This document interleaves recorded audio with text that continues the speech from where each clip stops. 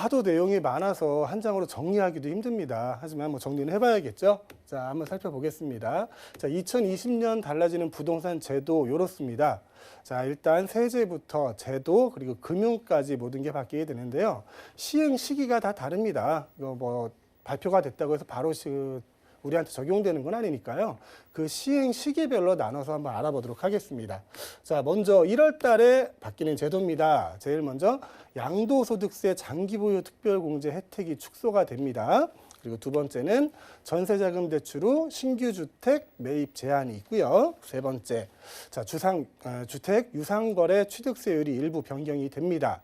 자, 양도소득세와 취득세율 일부 변경에 대해서는 따로 한번 알아보도록 하고요.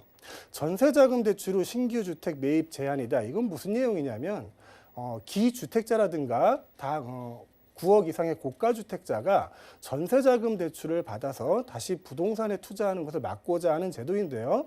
이 전세자금 대출의 그 보증을 서주는 곳은 두 군데가 있습니다. 공적 보증인 단체가 있고 사적 보증을 서주는 곳이 있는데, 공적 보증을 얘기하자면 뭐 주택금융공사라든가 HUG 그 도시보증공사죠.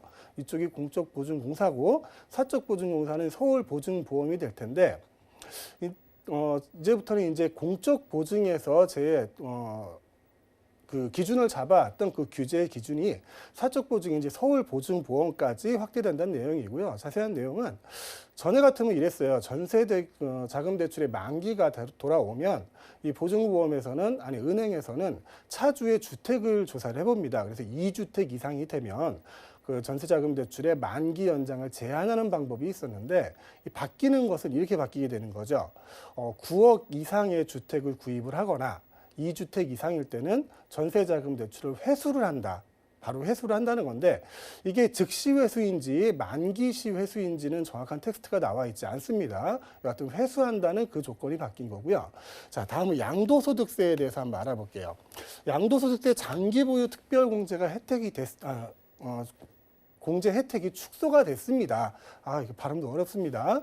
자, 양도소득세 얘기를 하다 보면 이제 비과세 되는 기준과 장기보유 특별공제 기준을 좀 헷갈리시는 분들이 있어요. 자, 양도소득세 비과세의 기준이 이거죠. 1세대가 1주택을 2년 이상 보유. 자, 조정지역 내에서는 거주죠. 그리고 9억 이하의 주택에 대해서 양도세를 비과세한다. 이게 비과세 기준이었고요. 2021년부터는 1주택을 보유하는 기준이 취득일이 아니라 실제로 1주택이 된 날, 2주택을 가지고 있었는데 각각의 취득일이 기준이 아니라 한 채를 처분하고 실제로 한 주택이 된 날을 기준으로 해서 2년 이상 보유 또는 거주를 해야 양도소득세 비과세 혜택을 받을 수 있고요. 자, 일시적 2가구인 분들이 있죠. 일시적 1가구 2주택인 분들. 오늘 참 발음이 안 되네요. 일시적 1가구 2주택인 분들도 기준이 바뀝니다.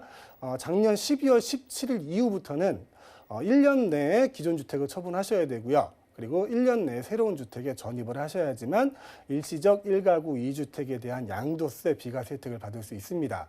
자, 양도소득세 비과세 혜택을 받고 그러니까 9억 이상이 된 부분에 대해서 우리는 장기보유 특별공제에 대한 혜택을 받을 수 있는 거죠. 장기보유 혜택 공제를 기존에 얘기했습니다. 10년 이상을 보유만 하고 있으면 최대 80%까지 장기보유 특별공제 혜택을 받을 수 있었죠. 너무 기니까 짧아서 이제 장특공으로 말씀을 드릴게요. 근데 이게 올해부터는 2020년 1월 1일 양도분부터는 장특권이 2년 이상 보유를 하셔야지만 80%까지의 장특권 혜택을 받을 수 있습니다. 자, 여기까지는 괜찮은데 내년에 다시 한번 설명을 드릴 텐데 한 번 더 말씀을 드릴게요. 21년 1월 1일 양도분부터는 거주와 보유 요건이 또 바뀝니다. 자, 총 80%의 장특공을 받을 수 있지만 거주 40%, 보유 40%, 자, 10년 이상 보유하고 10년 이상 거주를 해야지만 80%의 양도소득세 특별공제를 받을 수 있습니다. 장기보유 특별공제를요. 자, 그 내용이 바뀌는 내용이고요. 다음은 이제 취득세율 일부 변경에 대한 내용입니다. 자, 원래 취득세는 4%죠. 1%로 알고 계시는 분이 계시는데 그거 아닙니다. 원래 취득세는 4%예요. 근데 주택을 구입할 때는 가격대별로 1%에서 3%까지 차등적으로 받아왔죠. 그러니까 주택에 대해서는 취득하는 데에 대해서 부담을 줄여주겠다고 취득세에 대한 혜택을 주어 왔는데 그 내용이 바뀝니다. 자, 어떻게 바뀌냐면은 6억 이하는 똑같아요. 6억 이하는 계속 1%, 거기다 이제 교육세 0.1%가 붙겠죠. 그래서 1.1%의 교육세, 취득세가 부과되고요. 6억에서 9억 사이의 구간이 바뀝니다. 기존에는 6억에서 9억 사이에 그냥 2%였거든요. 근데 이게 계단형으로 바로 올라가는 게 아니라 9억 이상으로 바로 올라가는 게 아니라 6억부터 9억까지 사선형으로 바뀌게 되는 거예요. 1,000만 원당 0.7%까지 올라갑니다. 자, 예를 들면은 6억일 때는 1%였던 취득세가 6억 1,000만 원이면 1.07%가 되고요. 6억 2천만 원이면 1.13%가 되겠네요. 이렇게 1,000만 원당 0.7%포인트가 올라가게 됩니다. 자, 이렇게 되면은 유상거래 같은 경우는 6억부터 7억 5천만 원까지는 세부담이 좀 감소가 되고요. 7억 5천부터 9억 원까지는 세부담이 좀 증가가 됩니다. 자, 나와 있는 표에 보시다시피 7억의 그 주택을 유상거래를 해서 매매를 했다 치면 자, 현재는 세율이 2%입니다. 2%라 그래서 1,400만 원의 취득세를 내게 되는데 개정이 된 세율로는 1.67%가 되죠. 그래서 1,169만 원을 냅니다. 근데 8억일 때는 현재 2% 1억 6천만 원만 내면 되는 거였는데 개정된 법률로는 2.33%를 내야 됩니다. 그래서 264만 원 정도의 취득세 증가분이 생기는 거죠. 그걸 표로 한번 만들어 봤는데요. 이렇게 복잡합니다. 취득세가 그냥 간단하게 1%에서 3%입니다. 이게 아니고요. 가격별로 그리고 또 면적별로 많이 달라져요. 85평방미터, 그러니까 국민 평형이라 그러죠. 국민주택 규모, 국민주택 규모의 미달 그 안에 들어가느냐 초과해야 되느냐에 따라서 또 농특세가 붙습니다. 0.2%가. 그래서 이게 나눠지는데요. 6억 이하일 때 85평방미터 이하일 때는 지금 현재처럼 1.1%가 되겠죠. 근데 7억 5천일 때는 85평방미터 이하일 때 2.2% 등 해서 각 구간마다 이제 취득세율을 따로 계산을 하셔야 된다는 얘기고요. 내용들을 보면 7억 5천만 원부터 이제 9억까지 구간은 그 일반적으로 전에 내던 2%보다 더 많은 세부담을 하셔야 되니까 자, 그 19년 말일까지 매매 계약을 체결하고 올해 3월 31일까지 잔금을 치르거나 등기를 옮기거나 또 공동주택 분양 같은 경우는 22년 말일까지 잔금 취득 시에는 종전의 2%의 취득세로 유지를 하게 됩니다. 적용을 받게 되고요. 1세대 3주택자가 4주택을 취득할 때 그러니까 4주택을 취득할 때는 이거는 실생활에 사용하지 않는 주택이다 이렇게 평가를 하는 거죠. 그래서 그 주택에 대한 그 특례세율을 적용하지 않습니다. 그래서 4%의 취득세를 내게 되는 거죠. 그 이외에도 뭐 여러 가지 내용들이 있는데 이걸 다 말씀으로 드리기는 시간이 좀 부족하고요. 자, 일단 취득세 부분은 여기까지 정리를 하겠습니다. 다음에 2월 달에 바뀌는 제도로 한번 볼게요. 첫째, 주택 청약 시스템 이관이 있네요. 이게 금융결제원이죠. 금융결제원에서 이제 한국감정원으로 이관하게 되고요. 실거래가 신고 기간이 단축이 됩니다. 현재는 60일인데 30일로 단축이 되고요. 중개업소에서 거래하실 때는 중개업소에서 그 신고를 할 테니까 신경 안 쓰셔도 되는데 매수자와 매도인이 직접 만나 이제 직거래를 하실 때는 30일 내에 신고를 안 하시면 500만 원의 과태료가 있고요. 또 거짓 신고를 하시게 되면 3천만 원 이하의 과태료가 발생하니까 이 점 명심하시기 바랍니다. 자, 계약서 작성 단계에 이제 부동산 중개보수 협의 이건 의무사항이 되는 겁니다. 자, 다음 3월 달에 바뀌는 내용은요. 자금 조달 계획서 제출 대상 확대 및 거래 소명 강화. 이 내용은 조정 지역 내에 3억 원 이상 그리고 비조정 지역 내에 투기 과열지구하고 조정 지역 내에 3억 원 이상, 그리고 비조정 지역 내에 6억 원 이상의 주택을 거래할 때는 자금 조달 계획서를 제출하는 게 의무화됩니다. 또한 투기 과열지구 내에 9억 원 이상의 주택을 구매를 하실 때는 자금 조달 계획서뿐만이 아니라 소득금액 증명원, 예금, 잔금, 전세를 놓을 계획이라 그러면 전세 계약서까지 객관적인 증빙 자료를 제출해야 되는 까다로움을 가지게 된다는 얘기입니다. 불법 전매 시 청약 제한 및 재당첨 제한 강화, 이건 10년으로 연장이 됐죠. 주택연금 가입 대상 개편, 현재는 60세 이상 그리고 시세에 9억 원 이하 이 주택만 가입이 가능했는데요. 앞으로 이제 55세 이상 그리고 기준 시가의 9억. 기준 시가 9억 이상의 주택은 가입을 할 수 있다.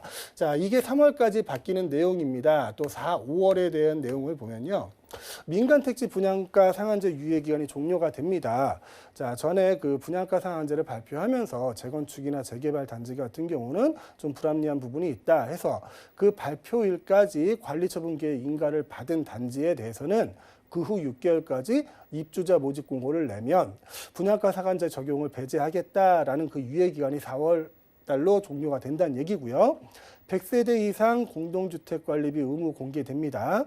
연 2천만 원 이하 주택임대소득 소득세 신고 이제 하셔야 됩니다. 이 얘기는 좀 드려야겠는데, 저는 작년까지만 해도 2천만 원 미만은 이제 비과세로 그 세금을 안 냈었죠. 근데 올해부터는 2천만 원 미만도 분리과세를 하든 종합과세를 하든 신고를 하셔야 되고요. 여기서 중요한 거, 부부가 합산 3주택 이상으로 보증금 3억 이상의 임대를 놓고 있으면 이제 간주 임대료가 적용이 됩니다. 간주 임대료까지 적용하셔서 매월 5월 달에 종합소득세 신고를 하셔야 됩니다. 이게 바뀌는 내용이고요. 자, 6, 7, 8월에 바뀌는 내용을 한번 살펴보겠습니다. 참 바뀌는 내용도 많습니다. 이게 말하는 저도 힘들어요. 신용카드 월세 납부 서비스가 출시가 됩니다. 조정 대상 지역 다주택자 양도세 중과 한시적 배제 기간이 끝납니다. 6월 말일자로 12월 16일 날 발표를 했죠. 조정 지역 내 다주택자가 올해 6월 말일까지 그 10년 이상 보유한 주택을 양도를 하면은 양도세 중과를 배제를 하고 장특공도 적용을 하겠다. 여기서 장특공은 최대 30%가 되겠죠. 이게 한시적 배제 기간이 6월 말일까지라는 얘기고요. 도시공원 일몰제가 시행이 됩니다. 이 도시공원 일몰제라는 내용은 뭐냐면 국계법상의 이제 도시계 시설 중에 도시공원으로 지정된 곳이 있어요. 그쪽이 개발이 안 되는 거죠. 근데 지정을 해놓고 20년 동안 개발을 안 합니다. 그 지역을 해제를 하겠다는 얘기인데, 지자체나 정부에서는 이게 그 공원 용지가 줄어드니까 최대한 해제되지 않게 하려고 할 것이고, 또 이 땅들이 거의 10만 평이 넘는 땅들이거든요. 도시지역 내에서. 그 땅들이 시중으로 나오면 일반인들은 또 거기에 대한 개발 계획을 세우고 같은 땅을 두고 서로 동상이몽에 꿈을 꾸지 않을까 싶습니다. 자, 허위 매물 게시 공인중개사 처벌 규정 신설되고요. 그 뒤로도 많이 있습니다. 공명 리츠, 부동산 펀드 세제 혜택 확대, 9% 배당 소득의 9%를 분리과세를 하게 되죠. 그리고 단독주택, 꼬마 빌딩 등 상속 증여세 과세 표준이 기준 시가에서 감정가로 올라갑니다. 그러니까 시세의 60%에서 한 90% 정도로 올라가겠죠. 종합부동산세 세율 조정이 됩니다. 이거는 뭐 저번 시간에 입이 아프게 말씀을 드린 거니까 따로 설명 안 드릴게요. 공시가격 현실화 및 형평성 제고. 자, 공시가격이 올라간다는 거는 부동산의 보유세가 올라간다는 얘기죠. 결국은 재산세나 종합부동산세가 올라간다는 얘기입니다. 여하튼 현실화하겠다는 얘기, 최대한 80%까지 올리겠다는 얘기입니다. 자, 입이 아플 정도로 빠르게 달려왔는데 자세한 내용들은 못 들었어요. 그냥 제목만 빨리빨리 설명을 드렸는데 이 내용들이 올해 바뀝니다. 더 자세한 내용을 원하시면 세미나 오세요. 그때 자세히 설명드리겠습니다. 자, 이상입니다.